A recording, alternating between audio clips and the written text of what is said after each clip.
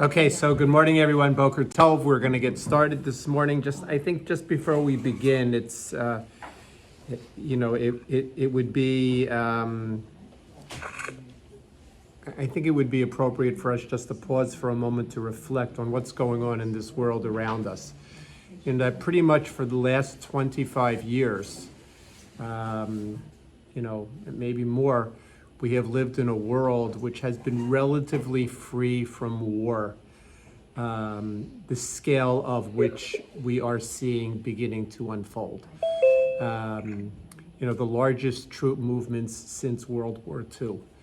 I think for many of us, this coming on the heels of, COVID and our lives being turned upside down sort of adds to this feeling of, of just like, can this really be happening? Is this really a world we're living in?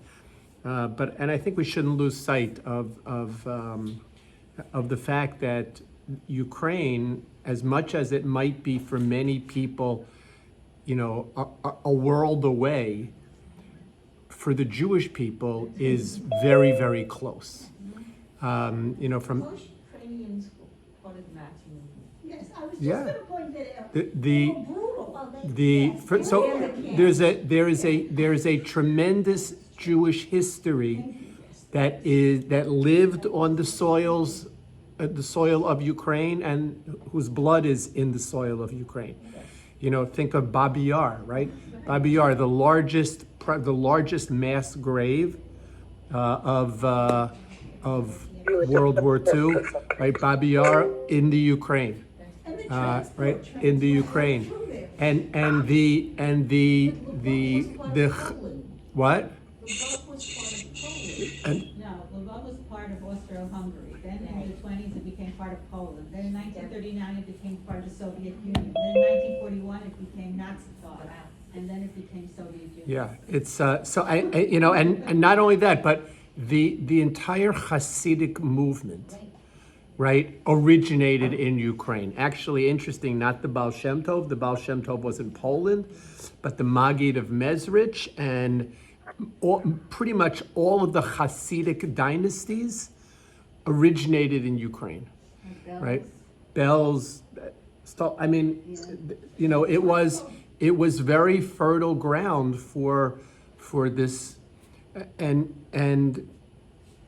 as much as Ukraine is halfway around the world and they speak a language that we don't understand and everything else, we need to know that it's something very close to us, and we need to be sensitive, not only sensitive for the death of democracy that is happening in the Ukraine today, that this is the end of democracy in the Ukraine and probably the end of Ukraine as an independent nation. And be sensitive to the broader ramifications of that. And yes, be sensitive to the financial ramifications that we are all going to start to live with. We think this is happening across the world. It's going to hit home. It might take some time, but it is going to hit home. It's going, right. It's going to hit here. It's going to make a difference. And forget the human suffering, right? Can't forget the human suffering that's going to happen in Ukraine. You already see pictures of people, trying to flee to where? Where are they going? How far can they go? And this humanitarian crisis which is going to result. On top of all of that is the Jewish, at least for me, and I think for many of us, the Jewish component, right? That this ground, Ukraine, has a very rich Jewish history to it. And I don't know what's going to happen to the Jewish communities of Ukraine. I don't know. We'll pray, but we should know that today is the unfolding of history. Right now, we've written a lot of history over the last 2.5 years, and more history being written today. Magda, go ahead. It's deja vu because I lived through the revolution in Hungary when the Russians came in with their tanks. I was You were there. yeah. I was 6 years old, and I remember the tanks in the street, and I remember my parents going down on the bread line to get milk and bread and sugar, knowing I knew I was old enough to know they may not come back. Can all of you hear Magda? All right, Magda was just saying that for her, this is deja vu because she was, I don't want to tell you exactly how old she was. No. All right, so she's saying it. She was 6 years old when the Russians invaded Hungary. And she remembers the tanks in the street, and she remembers her parents going to get food to the bread line, milk and bread, and with the knowledge that they might not come And back. some people didn't come back because they were shot in the street randomly. I mean, war has been very foreign from us for a very long time. And anyway, I just want to begin, I don't want to begin our class without at least making reference to the crisis which is unfolding and its, the Rabbi ramifications. Pawlikov? Yes. Rosie, go At ahead. the time that my mother was a teenager at 16, the Nazis were all saying to her, "Your father's not coming to help you." They were talking about Mother Russia. They thought they would be saved. But they kept saying, "Your father is not coming to save you." Yep. It's a history repeating itself. That's what we're seeing is history repeating itself. Okay. Should we do some Chumash? Yeah. Okay, let's do some Chumash. Let's learn some Torah. Okay, so we are unpacking the laws of inheritance as to the request of Benos Tzlavchad, page 800 and what are we? 886. Yeah. I think so. Okay. Yeah. Okay, page 886. Keep forgetting to write down that page. Okay, 886. We are unpacking the laws of inheritance that HaKadosh Baruch Hu is giving to Moshe as a result of this request that Moshe brought to Hashem on behalf of Benos Tzalafchad. So let's just look and see what the Torah says. So says the Torah, beginning with Pasuk Vav, Vayomer Hashem el Moshe lemor. Right, Hashem says to Moshe, Vayomer Hashem el Moshe lemor. Interesting note, it doesn't say Vayidaber Hashem el Moshe lemor, it says Vayomer Hashem el Moshe lemor. Is there a difference between Vayidaber and Vayomer? We'll see an interesting interpretation. Vayomer Hashem el Moshe lemor. We're going to look at a chunk of psukim here just to get the general sense of it. Kadosh Baruch Hu says, Cain Benos, just back up 1 second, right? This communication is to Moshe, and it doesn't mention anywhere that the communication is to be extended to Bnei Yisrael, so we're going to have to look at that as well, how this gets recorded. But Cain Benos Tzalafchad Dovros, Kadosh Baruch Hu says, the daughters of Tzalafchad have spoken properly. The word Cain, which we think means yes, actually is referred to as properly. We'll see references to that. Cain Benos Tzalafchad Dovros, Nason Titain Lahem Achuzas Nachala Besoch Achi Avehem. So what do you have to do? Nason Titain Lahem. Surely give to them. Nason Titain Lahem. Surely give to them. Achuzas Nachala, a piece of inheritance. Besoch Achi Avihem, amongst the brothers of their father. V'ha'avarta es nachalas avihen lahen, and pass over the inheritance of their father to them. Okay, so question number one, Benos Tzalafchad asked, we have no brothers, or will we inherit our father? Answer is yes. So from here we learn a very fundamental, basic halacha, no chiddush yet, but a very fundamental, basic halacha, that if there are no sons, then daughters inherit. If there are no sons, then daughters inherit. Is there a difference between the inheritance of daughters and sons? We'll talk about it, but let's sort of like put some, some flesh on the skeleton as we begin to develop this. So number one, if there are no sons, daughters inherit. Okay. Number two, let's continue. Ve'el b'nei Yisrael tidaber lemor, and now speak to B'nai Yisrael, right? The first sentence was said to Moshe. Now speak to B'nai Yisrael, Ve'el B'nai Yisrael tidaber lemor, ish ki yamus, if a man dies, uvein ein lo, and he has no son, v'ha'avartem es nachalaso lebito, then pass over the inheritance to his daughter. Wait a second. Weren't we just told that? Right? Moshe Rabbeinu was told exactly that, or maybe not. Maybe what Moshe Rabbeinu was told was different than what Moshe Rabbeinu is now being told to say over to Bnei Yisrael. But the gist of it is the same, and that is that if there are no sons, then daughters inherit. Okay, if there are no sons, then daughters inherit. Okay, let's keep going. Then v'im ein lo bas. What if there are no children? Right? There are no sons and there are no daughters. There never were sons and there never were daughters.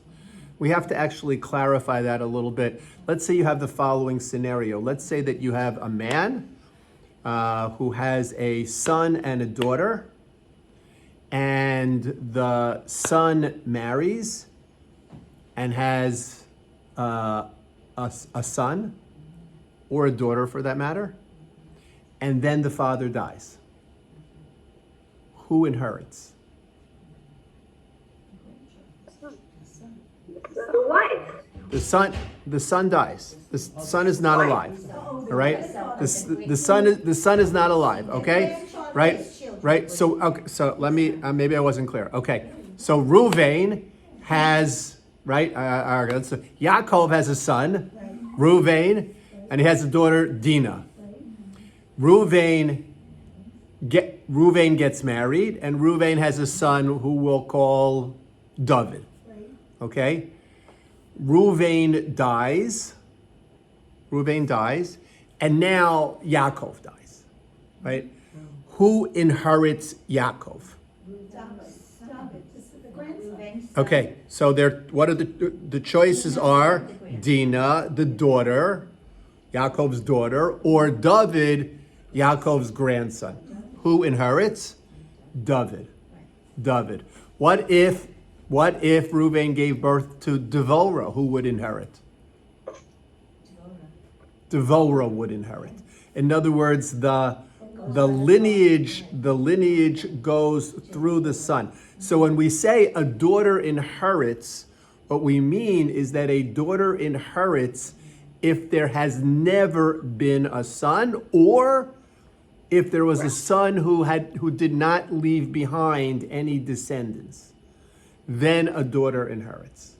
Okay? But if there was a son who left behind descendants, so then those descendants would inherit. That would be the first choice. The first choice is to go through the line of the bloodline. Daughter's also bloodline, right? But to go through the male line. Okay. All right. But let's say there are no sons and no daughters and no grandsons and no granddaughters. There never were sons. There never were daughters. All right? So who inherits? Well, so what does the pasuk tell us? Says the Torah, V'im ein lo bas, right? If there's no daughter, the implication being there's also no son, right? Because that's what we've been talking about. Unisatem es nachalaso le'echav. Who inherits? The brothers of the deceased. The brothers of the deceased. Okay. Now, what we will learn that needs to be derived from these psukim is that there's actually a step missing here. If a man dies and are no children, there never were children, right? There are no descendants from this man. Before the brothers inherit, the man's father inherits him, okay? The man's father inherits him, okay? If his father is not alive, so then the brothers inherit him, okay? So we have son or line of descent through son.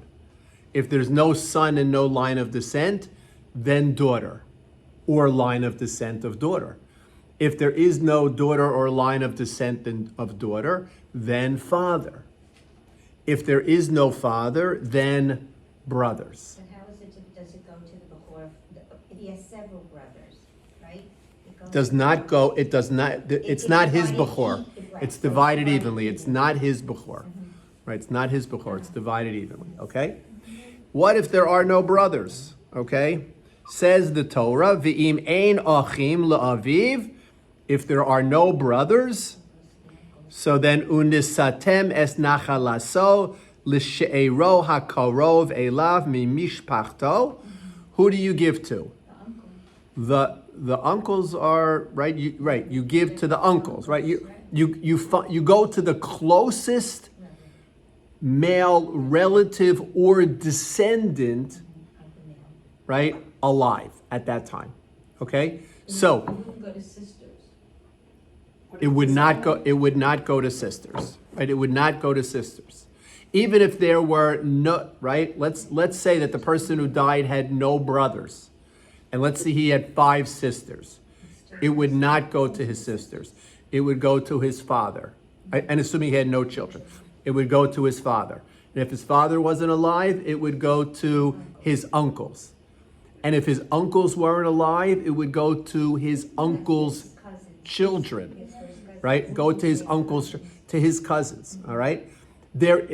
Basically what we're learning here is that a Jew always have relatives, right? There's always, no matter how much you need, no matter how much you need to extend, there's always going to be relatives. Now Magda is saying, wait a second, we live in a post-Shoah generation, right? We live at a time where there might literally be people who don't have relatives, right? Who don't have relatives. And so the answer to that is no. There are relatives. We might not know who those relatives are, right? We might not know who those relatives are. What do you mean? Go ahead. Sammy had an uncle who was never married. He didn't have children, a wife, nothing, no brother, because he was killed. Did he have, right? So the uncle, right? You're talking about Sammy's uncle. Sammy's uncle he was an only child. Well, he and my mother-in-law were the only 2 left. Sammy's uncle was an only child.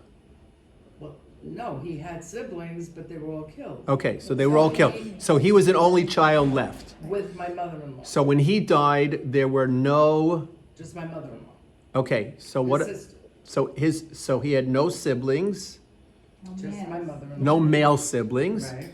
no male siblings. His father, I assume, wasn't alive. Killed. Did he have any uncles? No, There were no, father had no siblings. No. What about the father's father? no. What do you mean no? That he had to. He had to have had a father's father. They were all dead. Yes, but the Oh, children. okay, but the father's father, right, you have to just keep going back. The father's father had children? The grandfather They had were children? all killed. But were they, all of the children were killed? So go back a generation before that. They were all killed. So go back a generation before that. Yes, you're right. That generation was killed. But you just have to keep going back until you find somebody who was alive. In other words, if you find a great Yes. And how you gonna grandchild who find came them? to America and Yes. while all these were killed, Yes. that person Is the who's inheritor. Is descended dead. from many Yes. generations prior Yes. Because of inherits his as age. opposed to Correct. Sammy. Yes. That's But correct. What Yes. if That's that correct. they're women? Under what? Women, it's not. But that's just that the only survivors, let's say, were 2 women that had left. The only No. survivor was my mother-in-law. No. Magda, what you're saying is the only survivor from your perspective of survivor, but not from the halachic definition of survivor. Halachic definition of survivor is you go back. right? You keep going back, you just keep going back, genealogically until you find someone who has a descendant alive somewhere. It's like if you. It's impossible not to find that, right? It might, hold on a second, it might be that we don't have the records. It might be today that we don't have the records to do that, DNA right? would work. Right? It might be that we don't have the records to do that. But every single, there is somebody alive who is related to every single person, right? There is, just the question is, practically how to find such a person, right? Rabbi? But there is somebody alive. Yes, Beverly. Where do the women fit into this? Where do I the, mean, it's like white okay, is all word right, word. okay. We're obviously, I can't do this without coming to that question, which I'm going to come to in just a second. Raylene. This only applies to the land in Israel. Okay, It's so only Raylene is We're asking focused. a very important question.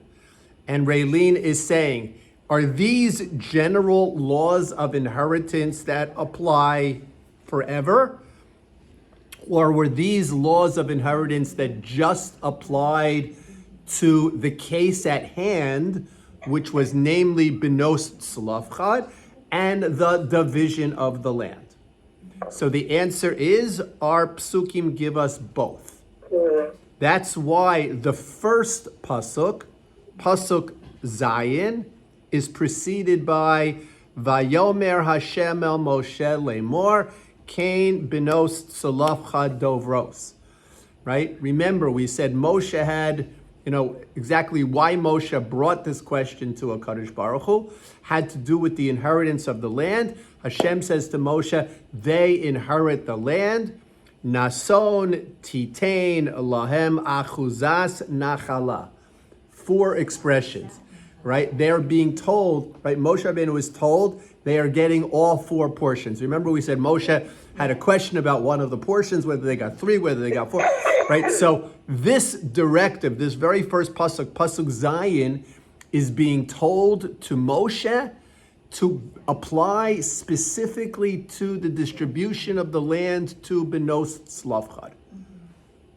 Now, the El B'nai Yisrael Tidaber Lemor. Now what's happening? Now we're getting the laws of inheritance that go beyond the distribution of the land. Now we're getting the laws of inheritance that apply forever, right? That apply forever.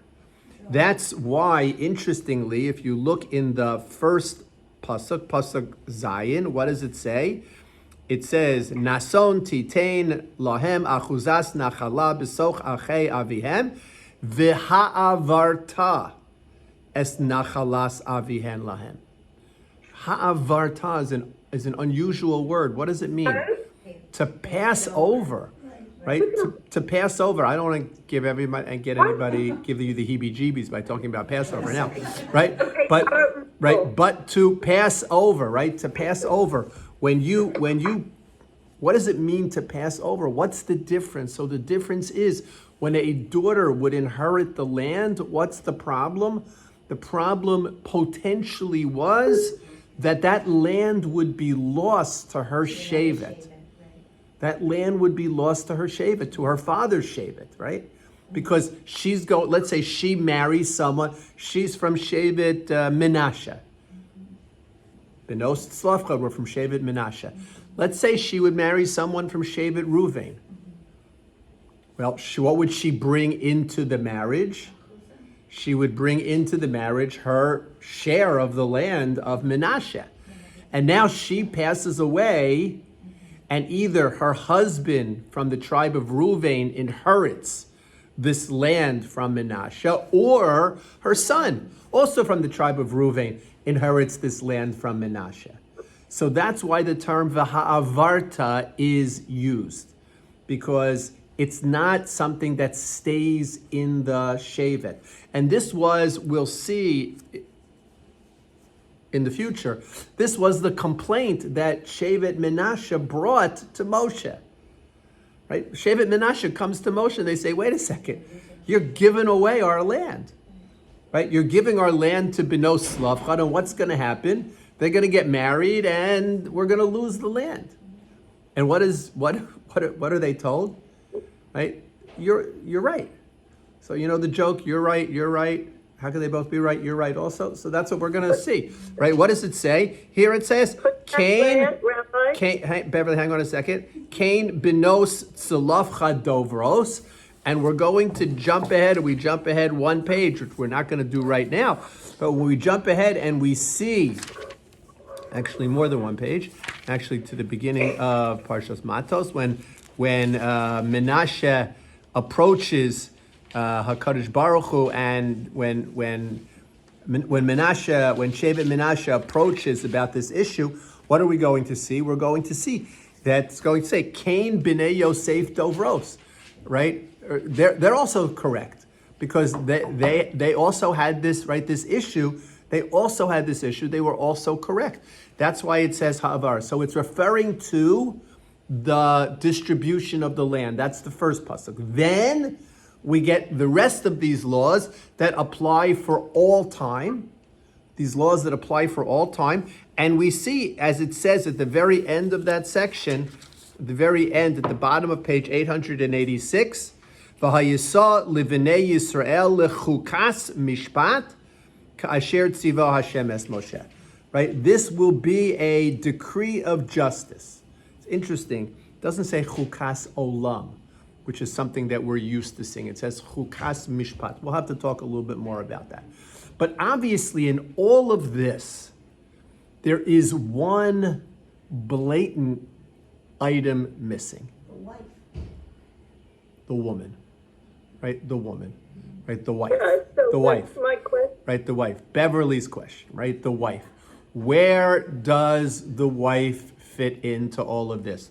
The wife. And I wonder, The wife doesn't inherit from her husband, right? She might be able to inherit from her father if she doesn't have any brothers, but she doesn't inherit from her husband. So her husband dies, and it goes to everyone else except her. Goes to everyone else except her. What is that all about? Right? Why is that? What is that all about? And how do we protect, or how was the woman protected in this society? So I want to back up just a moment. I'm just going to close the door because I think it's like 10 degrees in here.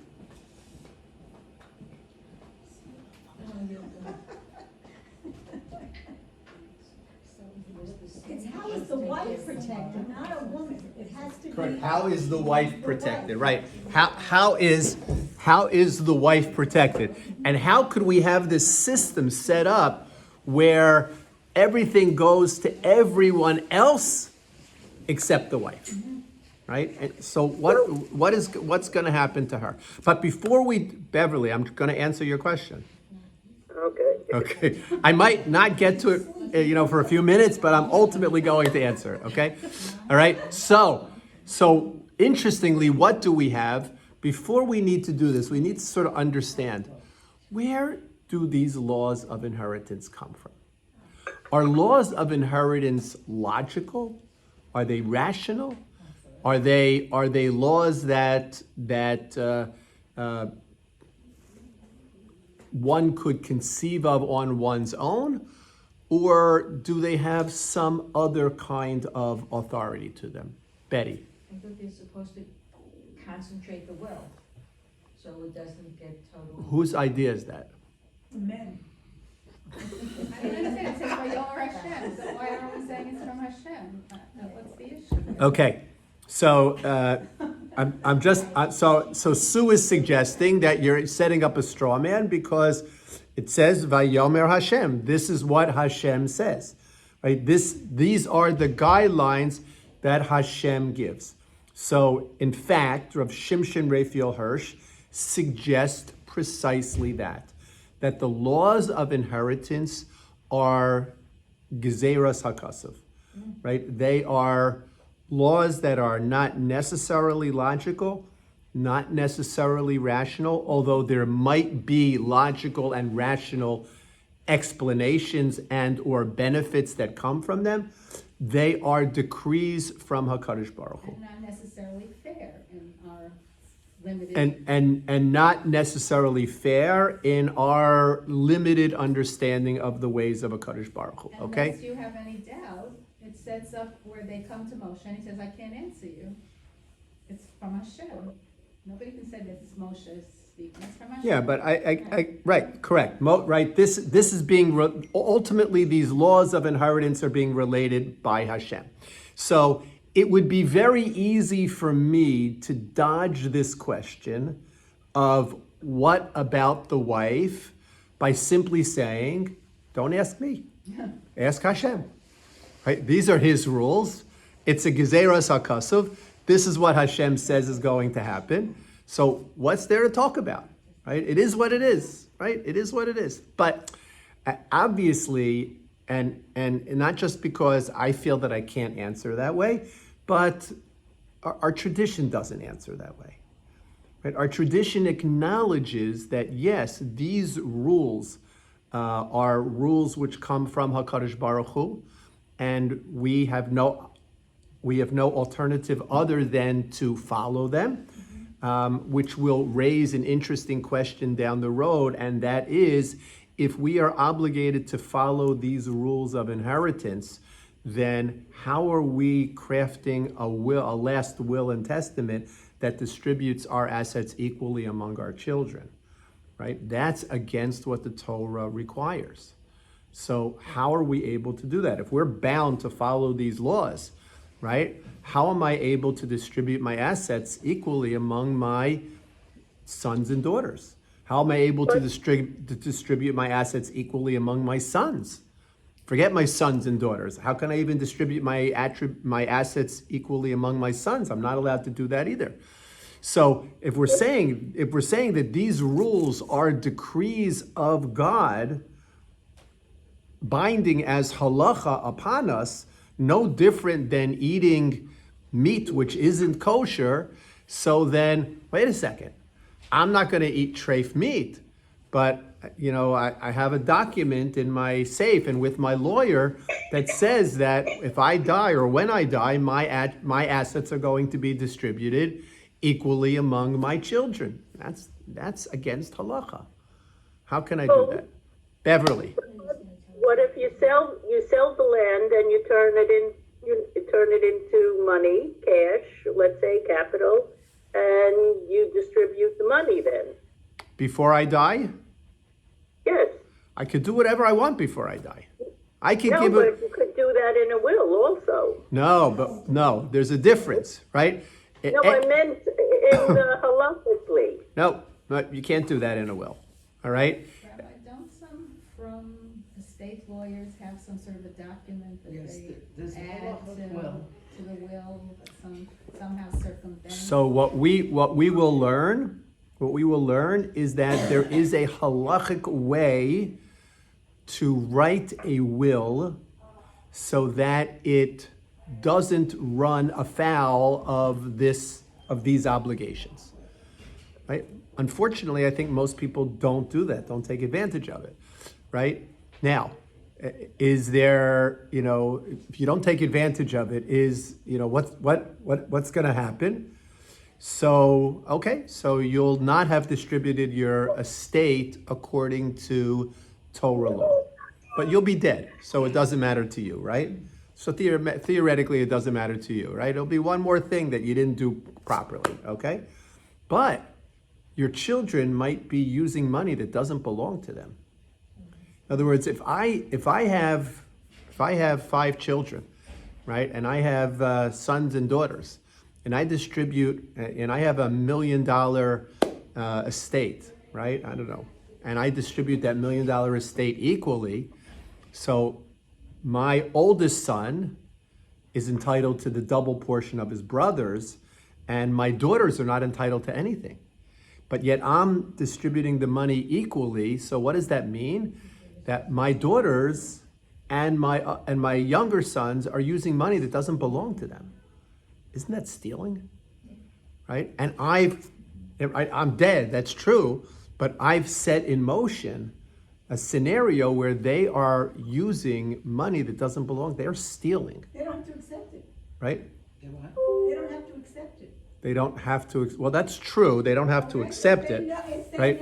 Right, that's true, they don't have to accept it, but even if, let's say they accept it, all right? Let's say they don't care, right? But, I can imagine my daughter saying, Abba, it's okay, give everything to my brother, it's fine, right? Right? In other words, what I'm saying is, I have an obligation to ensure that my children are not benefiting from stolen property. And property stolen from a sibling because I didn't do what I was supposed to do. So it goes beyond simply, I did the wrong thing, but I'm dead, so it doesn't matter. No, it does matter. Because yes, I did the wrong thing and I'm dead, but my children are now using money, stolen money.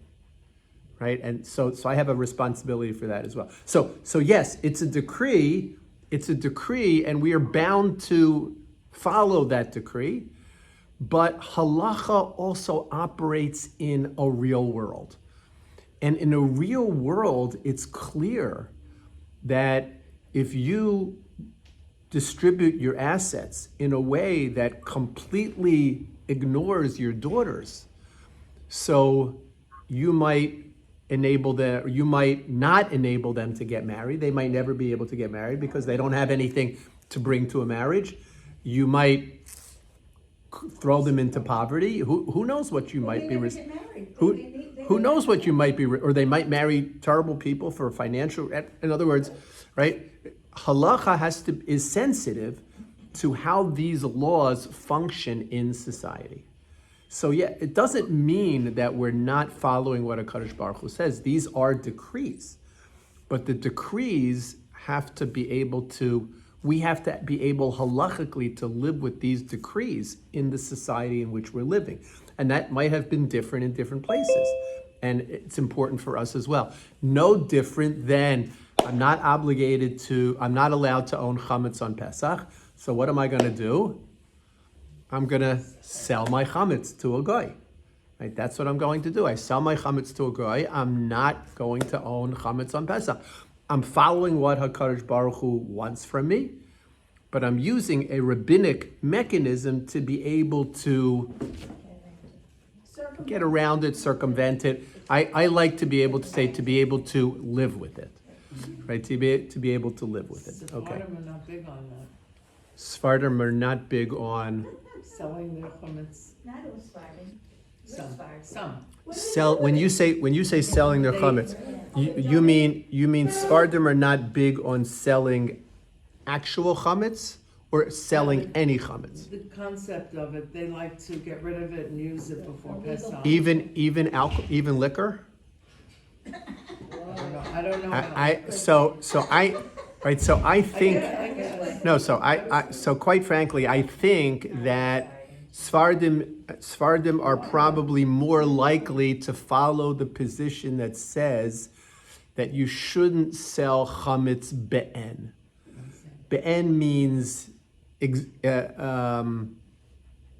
chametz which is in existence. Be'en like ba'ayin. That it's so. For instance, there are even among Ashkenazim, there is an opinion that says that you shouldn't sell bread, or cookies, or crackers, or pretzel, or what can you sell?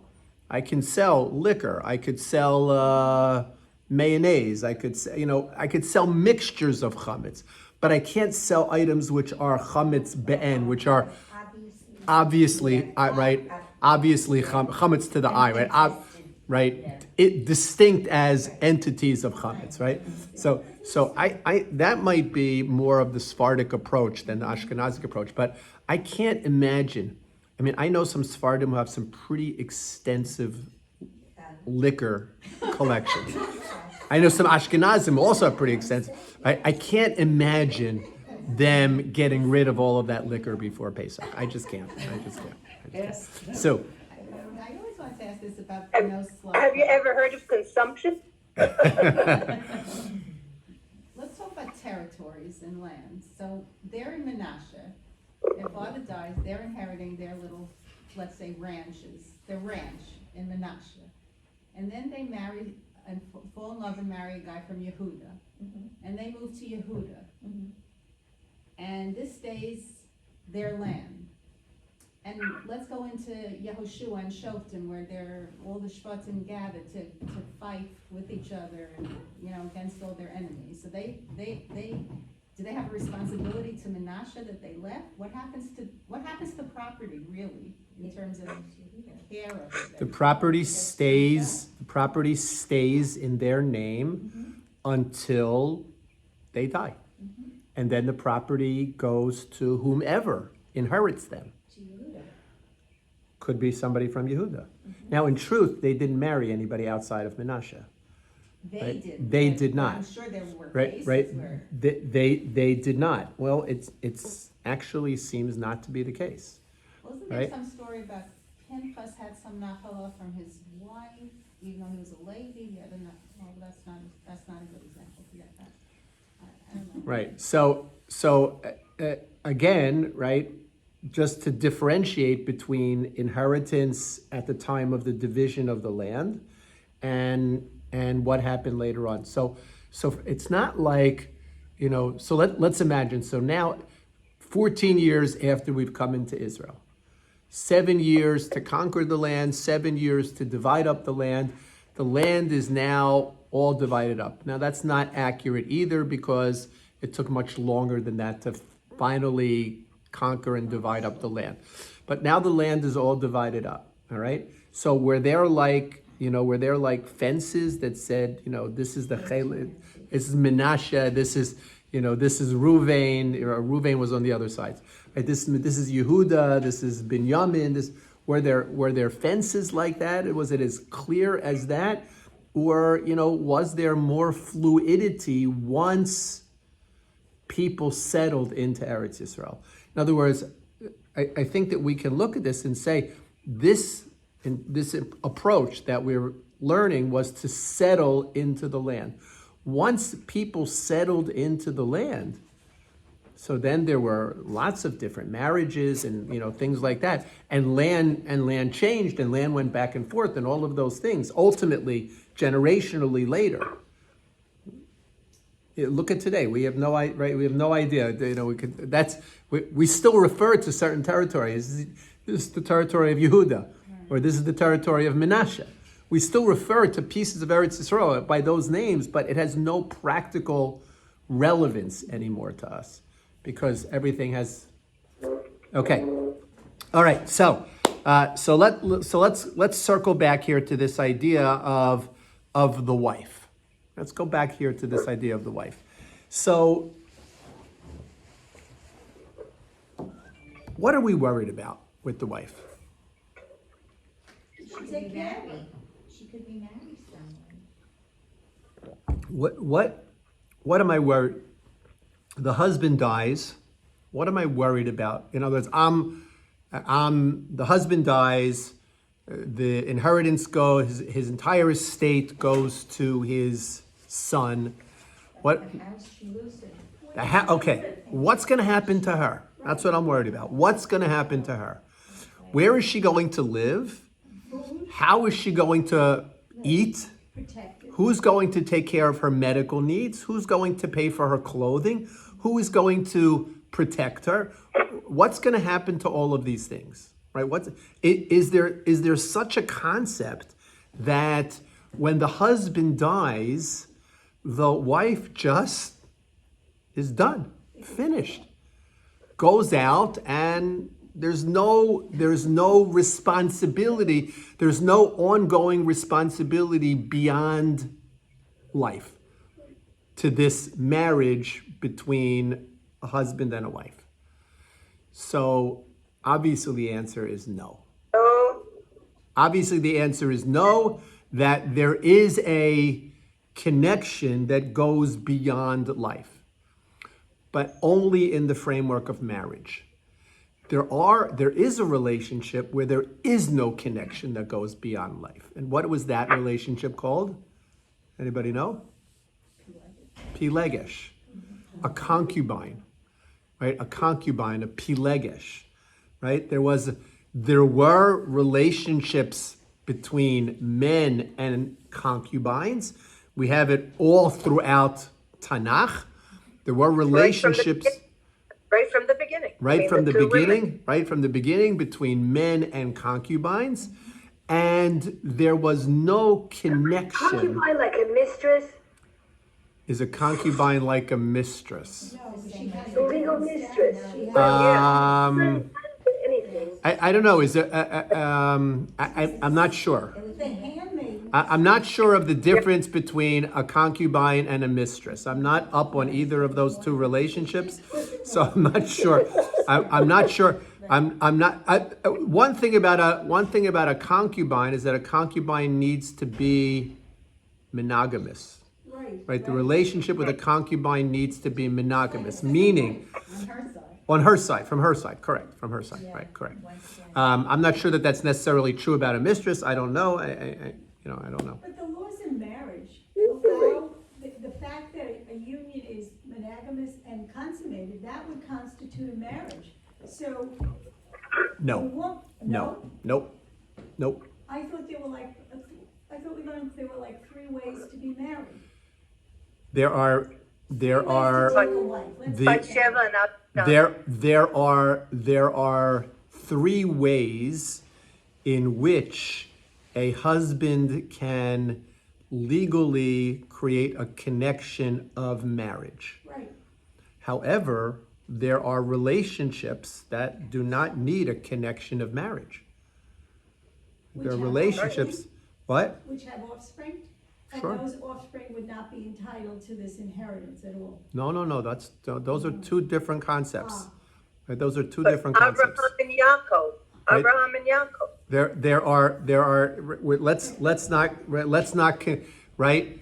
Just because my daddy wasn't married to my mommy, doesn't mean that he's not my daddy.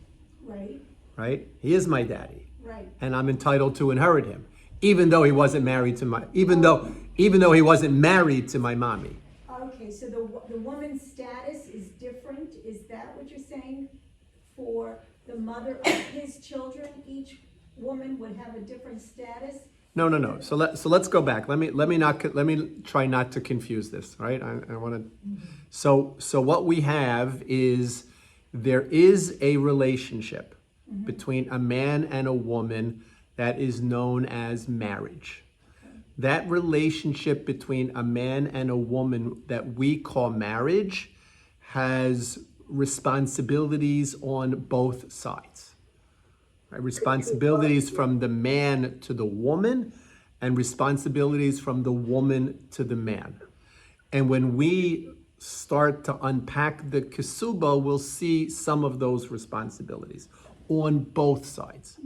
Responsibilities of the man to the woman and responsibilities of the woman to the man.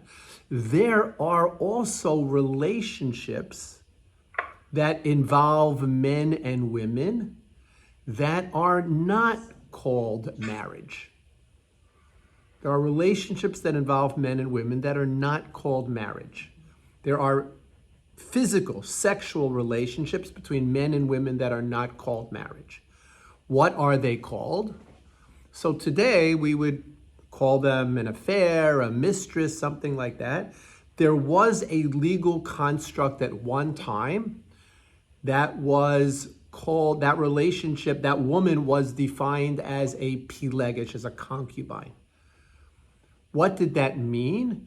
That meant that as long as the relationship between this man and this concubine continued, he had a certain degree of responsibility to her. Once the relationship ended, then there was no longer any responsibility from him to her. There was such a relationship at one time. Okay? But Beverly, go ahead. in English law, isn't there something like a common law wife, or wasn't there, even in New? No, so I think even in that's New so I York think that's State? what Raylene was referring to before, when Raylene sort of said, wait a second, I learned that there are three ways in which a marriage can be contracted, right? Kesef, through money, through an object of value; shtar, through a document; and bia, through consummating the marriage. Would that not mean that every time a man and a woman are sexually active, that would be a consummation of the marriage? And this was actually a very interesting machlokes between Rav Moshe and Rav Henkin about, that's written up in the tshuva literature, because there are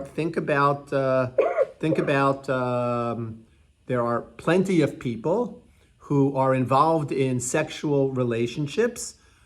And does that mean halachically that every sexual relationship creates a bond of marriage? If that were to be true, as acham vei, we would be in gahak tzuris, right? Just imagine. There would just that mamzerus. I mean, exactly right. Mamzerus. Imagine the level of mamzerus that would be around relationships. It would be. So there are those who say that that relationships that are based on a concept of znus. Znus is a term that means immorality. It generally has a negative connotation to it. Okay, even though there are,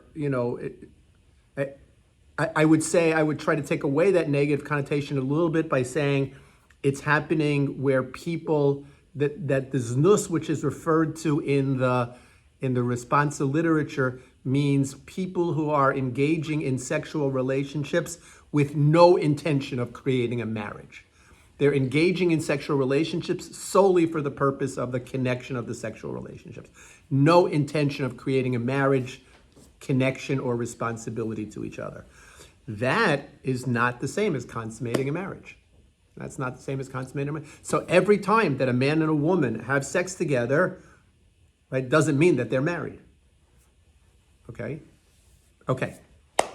So we're back to the question, right? Back to the question of Nebuch, what about the wife? Right? Nebuch, what about the wife? Who's going to take care of her? So perhaps you say, okay, she's got to take care of herself now. Let her go out, let her get a job, let her find a place to live, let her go to work, whatever, she's on her own now. But obviously that's not what our tradition believes, because the connection goes beyond that, okay? The connection goes beyond that. I'm gonna ask you to turn back in your Chumash to Chumash Bereshis.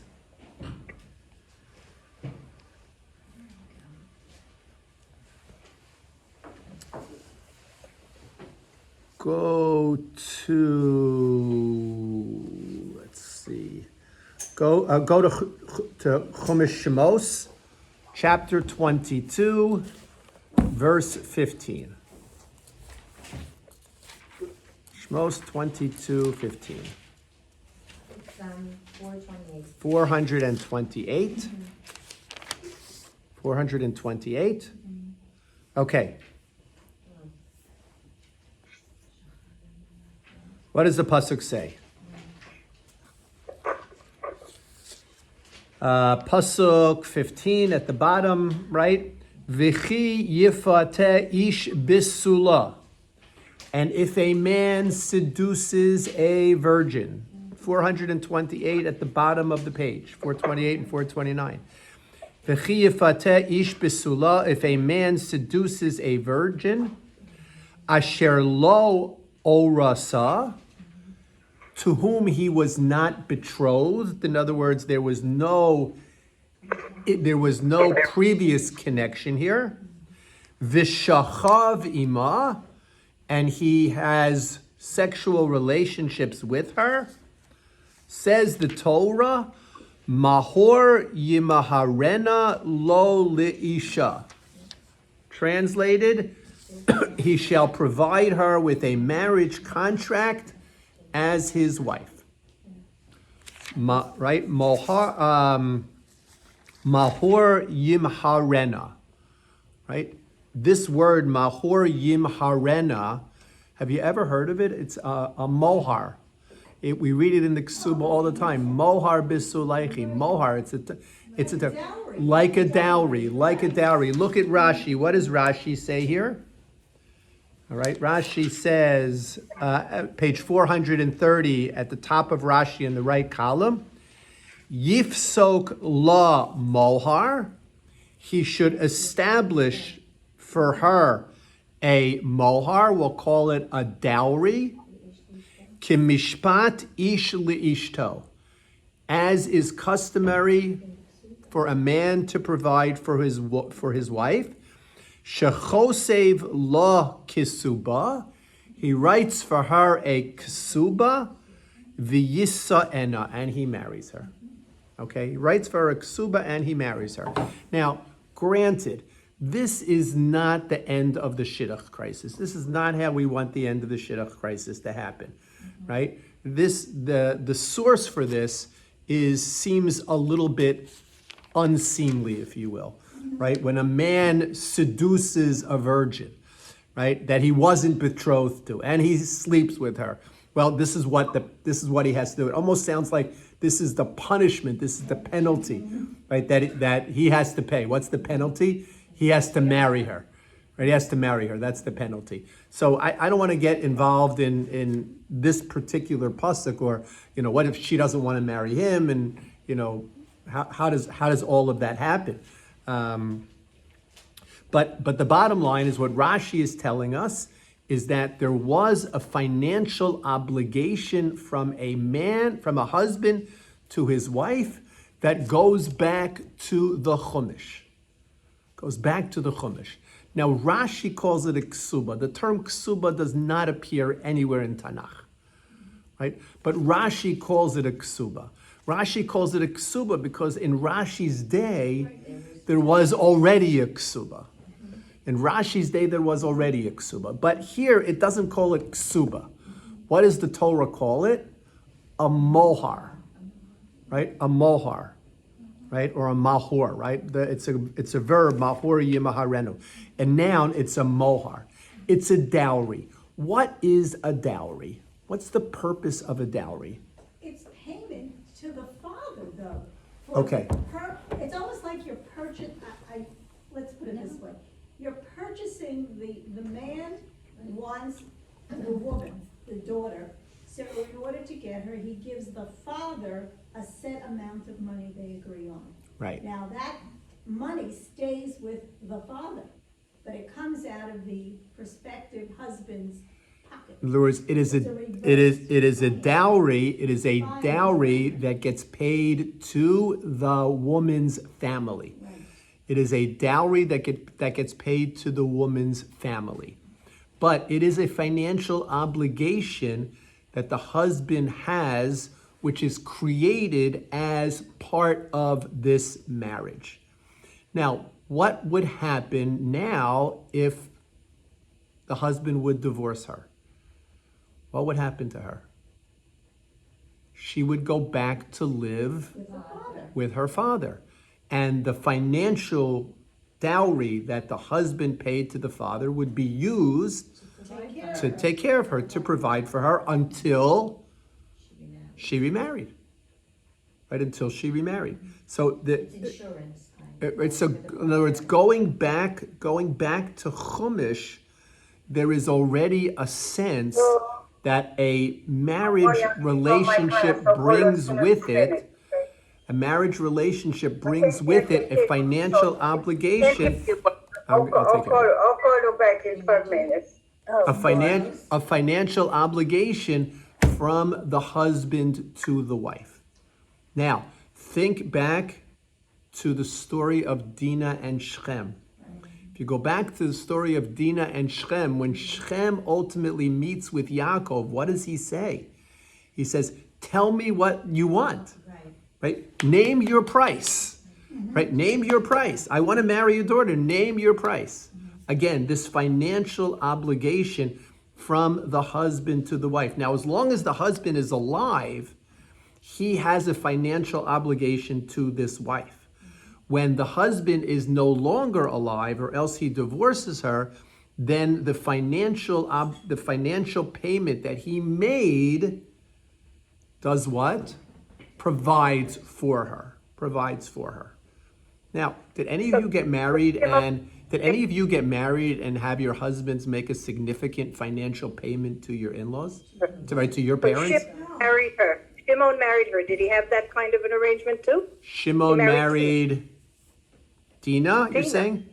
Did he So have he that probably kind of, I don't know if he had that kind, I don't know, Rosie, interesting question. I don't know if he had that kind of arrangement. But anyway, what I'm trying to do here is lay the groundwork that going back even to Chumash, there was a concept of a financial responsibility that the husband bore to ensure that his wife would be cared for even after he was out of the picture. Now, did it? Who knows? Maybe the father doesn't have the money anymore. Maybe he spent the dowry. Maybe he needed it. I don't know. But at least the first step is that there is a financial obligation that the husband was obligated to pay as a contractual part of this marriage. Now, today, we don't do that. We have delayed that payment. When does that payment take place? At the end. In other words, back in the days of Chumash, the payment took place at the beginning. Right? At the beginning. Over time, that changed and the payment moved to the end of the relationship rather than to the beginning of the relationship. Why the payment moved to the end of the relationship as opposed to the beginning of the relationship is something that we'll talk about. And when did that kind of happen? Raylene, go ahead. I was Oh gonna gosh, I'm say, sorry. Economically, if you had to buy the bride ahead of time, it limited who would be able to afford to get married. The pragmatic aspect of putting the money at the end allowed more people to marry and accrue wealth rather than Good. put the wealth Good. up front. Okay. So there was a benefit to this. Now we'll see. Okay, good. Sue, you have a question? That's only for a grusha, not for an almana. Your husband dies accidentally. Right? So where is the, Oh, well, we have to talk about that. Where's it come from? and also at some point dowries turned into something that was the obligation of the woman. So we're gonna listen. Anyway, you all have homework. I have homework for all of you. I never give you homework. I never give you homework. I have homework for all of you. Okay. Find your ksubos. Oh. Take a picture of your ksubos or bring the ksuba in next week. All right? If you don't know where your ksuba is, please email me ASAP. All right? If you And you don't, would be married then. right? If you don't know where your ksuba is, please email me ASAP. Other than that, take a picture, know where your ksuba, bring your ksuba in. All right, everybody, have a great week.